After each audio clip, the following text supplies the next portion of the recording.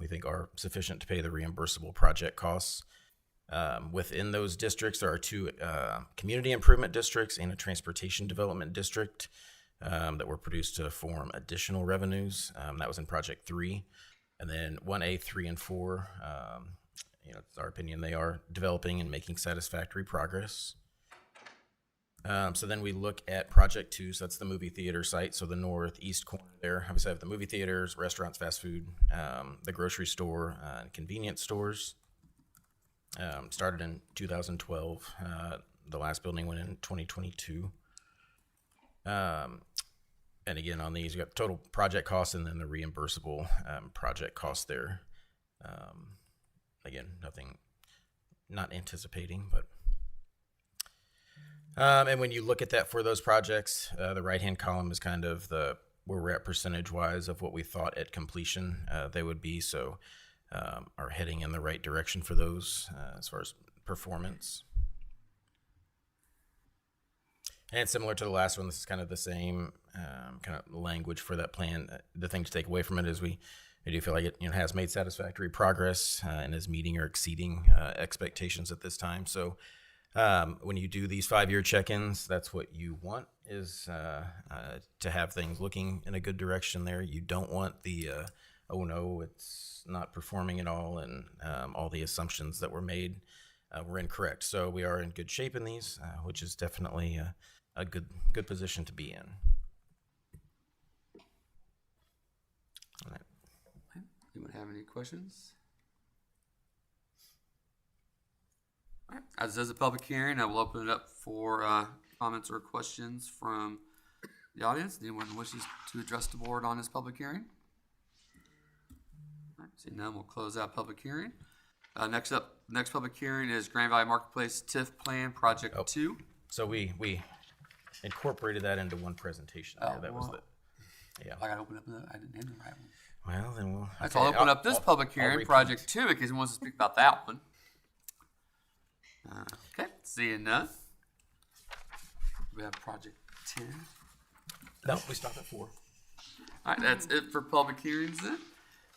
Next up will be resolution. First up is the only resolution, R25-54.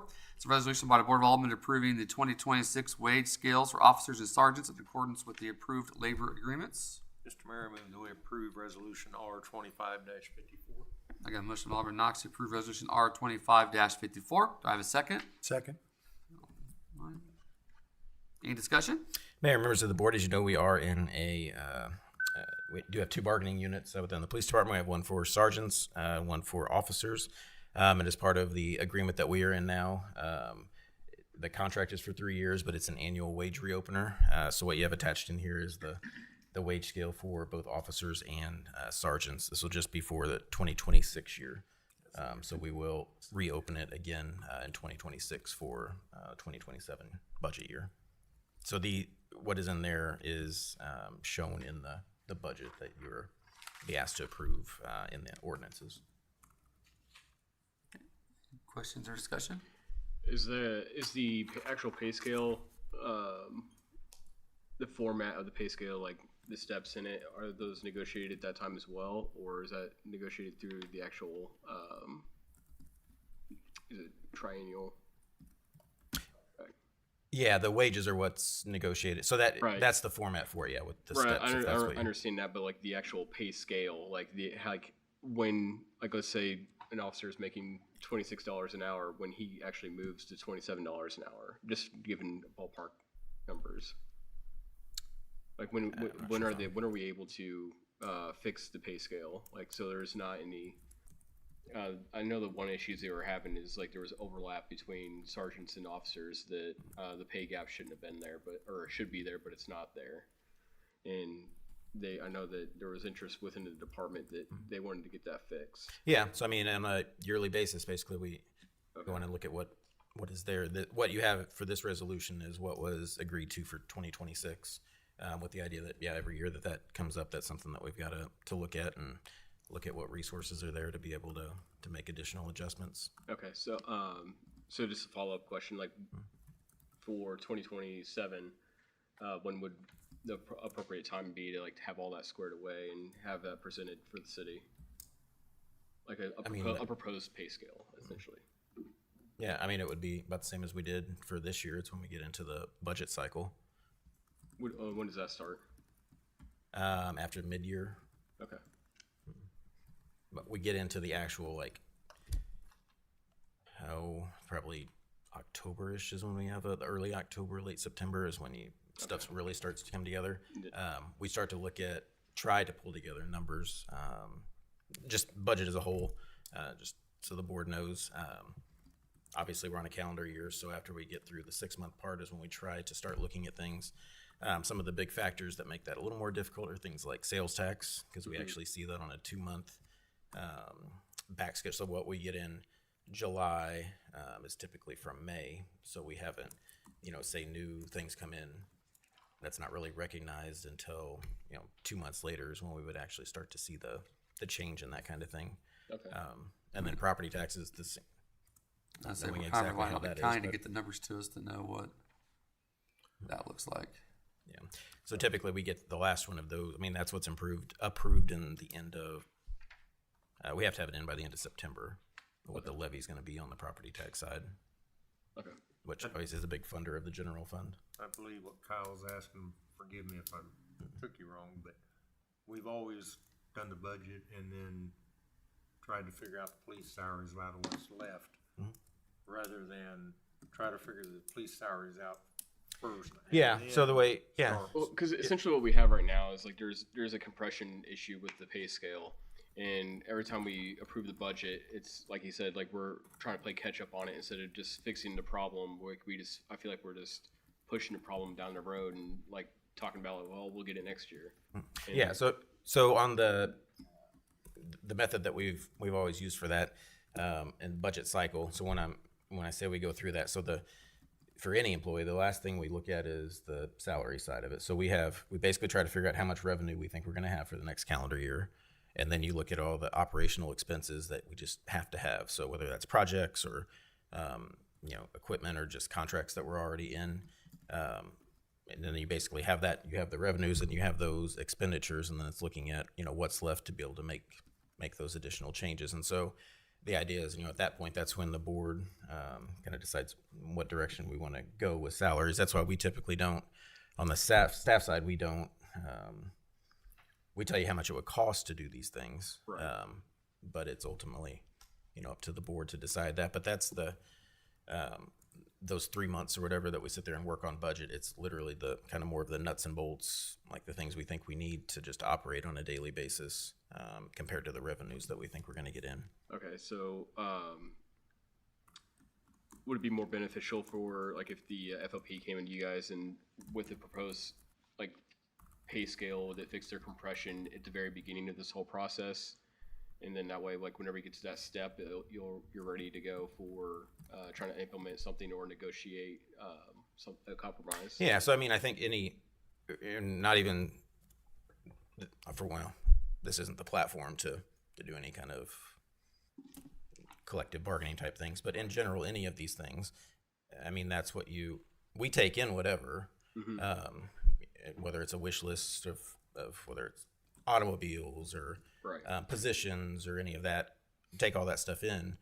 But at the end of the day, you still have to make sure that you can even afford the stuff to just keep going. Correct. And then basically, then you make that choice of what are the other options that, you want to move forward with, if that makes sense. Yeah. Additional discussion? Seeing none, all in favor, please say aye. Aye. All opposed, nay. Alright, that's it for resolutions. Up next will be ordinances. This will be the second reading of Bill Number B 25-19. This is an ordinance approving the 2026 fiscal year budget and comprehensive fee schedule of the City of Green Valley, Missouri. Mr. Mayor, I move that we accept the second reading of Bill Number B 25-19 and approve it as ordinance number 2480. A motion by Alderman Myers to approve Bill B 25-19 for its second reading, making ordinance 2480. Do I have a second? Second. Alderman Sold. Any discussion? All right, seeing none, this will be roll call. Alderman Knox, Yes. Alderman Myers, Yes. Alderman Lindbergh Gardner, Yes. Alderman Sol. Yes. Okay, it's 4-0. This will be the first reading of Bill number B25-20. This is an ordinance amending the budget of the city of Grain Valley, Missouri for the fiscal year 2025. I move that we accept the first reading of bill number B25-20 and bring it back for its second reading by title only. Motion for Alderman Lindbergh Gardner to approve Bill B25-20 for its first reading, bring it back by title only for its second reading. Do I have a second? Second. Knox. Any discussion? Mayor, members of the board, this is another step that the board has to take at the end of every year. So as we go through the year, we'll have some different budget amendments and things that come through. So everything's kind of, piecemealed in. But then at the end of the year, the idea is to come back with one final amendment that, accurately reflects like what we truly did bring in for revenue and expenditures for the year. So that's what you have before you. It doesn't change anything. It's almost kind of more of an accounting tool of this is where we actually end up. So the back page there, you see the different funds and where we ended up or where we think we'll end up at the end of the year. Obviously, that's all audited when they come in the spring, but that's what you have before you. So more of kind of a, administrative step or requirement in the process. Any discussion or questions? All right, seeing none, all in favor, please say aye. Aye. Aye. All opposed, nay. Okay, this will be the second reading of Bill number B25-20. This is an ordinance amending the budget of the city of Grain Valley, Missouri for the fiscal year 2025. I move that we accept the second reading of bill number B25-20 and approve it as an ordinance number 2481. I have a motion from Alderman Lindbergh Gardner to approve Bill B25-20 for its second reading, making ordinance 2481. Do I have a second? Second. Any discussion? All right, seeing none, this will be roll call. Alderman Sol, Yes. Alderman Lindbergh Gardner, Yes. Alderman Myers, Yes. Alderman Knox. Yes. Okay, that's 4-0. All right. That's it for ordinances then. Up next, city attorney's report. I've recently been modifying some provisions related to buffer zones based on some of the discussions we've had here, buffer zones between incompatible zoning areas within the city. I'm hoping to have a draft of that to staff to review by the end of the year, and then we may be able to get it to planning and zoning first part of the first quarter of the year. Next up then, city administrator and staff reports. We'll start, Mr. Martin. Yeah, so I just wanted to give a update this evening on Front Street. I know we've had some weather delays recently, but with the weather this week, it does look like the contractor's going to be able to get down the asphalt. So by the end of the week, the hopes and goals will be to have the base layer of asphalt down so they got a good road to drive on throughout the winter time. And they also have been working on some concrete items, did driveways today, plan to do more driveways tomorrow, and we'll continue the concrete as well. But the main objective this week will be to be working towards getting that asphalt put in place. And so they will be working additional hours this week into the evenings, and just with the goal to get that asphalt down this week. So just wanted to give that update this evening. Thank you. Okay, I just had two things. One, just wanted to thank all the staff that put in a lot of time to get ready for the tree lighting last week. I know the event itself is pretty short, but if you haven't had a chance to go to Armstrong and walk around and see some of the work that our staff has done there, especially the parks and then some help from Public Works, but basically have a full path now of lit displays and different activities. And if you know of any kids out there that need to get their list into Santa still, I think they have until, I think it's December 18th to drop those lists off at Armstrong Park. There's a little Santa mailbox there, so that way we can make sure and get them to the North Pole in time so we can get letters back out to them. The only other thing was just a reminder that we're not having the second meeting in December, so the meeting that would be on the 22nd, you guys canceled at the last Board of Aldermen meeting. And other than that, I guess it's the end of meetings for 2025, and look forward to 2026. All right. Next up, the Board of Aldermen reports and comments. Alderman Sol. Just everybody have a Merry Christmas and Happy New Year and Happy Holidays and love your families. All right. Alderman Limber Gardner. I'll echo what you have to say. Merry Christmas to everyone and enjoyed what we're doing so far. Alderman Knox. Ditto. See you all next year. Yep. Alderman Myers. Let's just make it unanimous. I think we all are proud of the city and looking forward to what's coming next. And like Kyle said, enjoy your time with your family over the next few weeks. All right. Next up is Mayor's report. I actually had holidays written down here, so I'll cross that out because everyone else said that.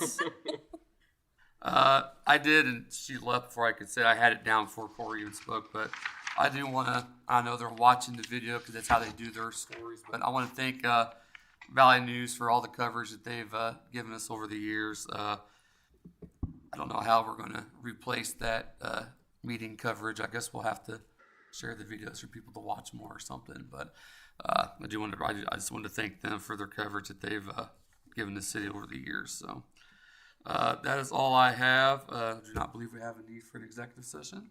So unless someone has something else, we'll adjourn.